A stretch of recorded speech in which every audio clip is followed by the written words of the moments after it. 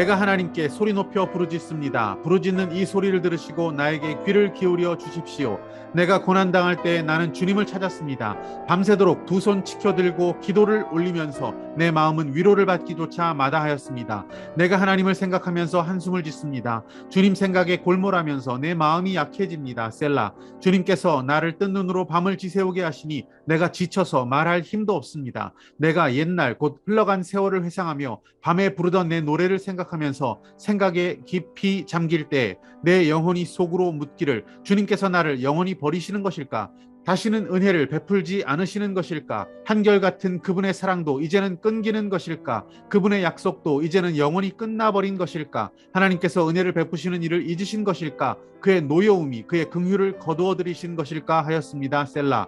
그때 나는 또 이르기를 가장 높으신 분께서 그 오른손으로 일하시던 때 나는 그때를 사모합니다 하였습니다. 주님께서 하신 일을 나는 회상하렵니다. 그 옛날에 주님께서 이루신 놀라운 그 일들을 기억하렵니다. 주님께서 해주신 모든 일을 하나하나 되뇌고 주님께서 이루신 그 크신 일들을 깊이 깊이 되새기겠습니다. 하나님, 주님의 길은 거룩합니다. 하나님만큼 위대하신 신이 누구입니까? 19절. 주님의 길은 바다에도 있고 주님의 길은 큰 바다에도 있지만 아무도 주님의 발자취를 헤아릴 수 없습니다. 주님께서는 주님의 백성을 양떼처럼 모세와 아론의 손으로 인도하셨습니다. 할렐루야, 아름다운 새날입니다. 여러분 살면서 가끔 이런 생각하지 않으십니까? 부당하다. 뭔가 잘못되었다. 이 일이 왜 나에게 벌어지고 있는가? 왜? 여러분 그때 너무 심각하지 않으셔도 될 것 같습니다. 이건 이상한 일이 아니기 때문입니다. 이 세상은 원래 그렇습니다. 누구나 억울한 일을 당할 수밖에 없습니다. 이 세상 나라에서 나그네로 살아가고 있는 우리들의 인생이 그런 겁니다. 불완전한 우리 인생들이 모여서 살아가고 있는 이 세상은 죄와 욕심과 또 이기심에서 비롯된 온갖 불의한 일들이 복잡하게 얽혀 있습니다. 부당한 일들을 그 누구도 피해갈 수는 없습니다. 오늘 4절 말씀에서 시인의 그 아픔을 우리는 고스란히 느낍니다.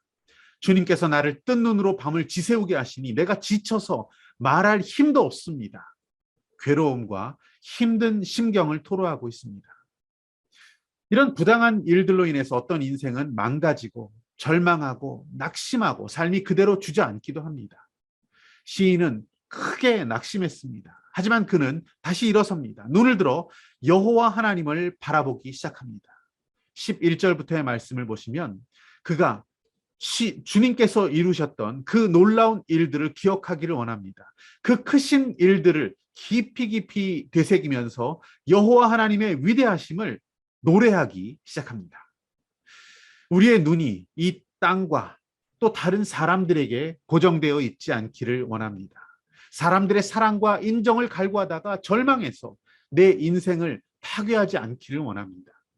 크신 여호와 하나님을 주목하고 그분의 능력과 그분의 크심을 찬양하기를 원합니다.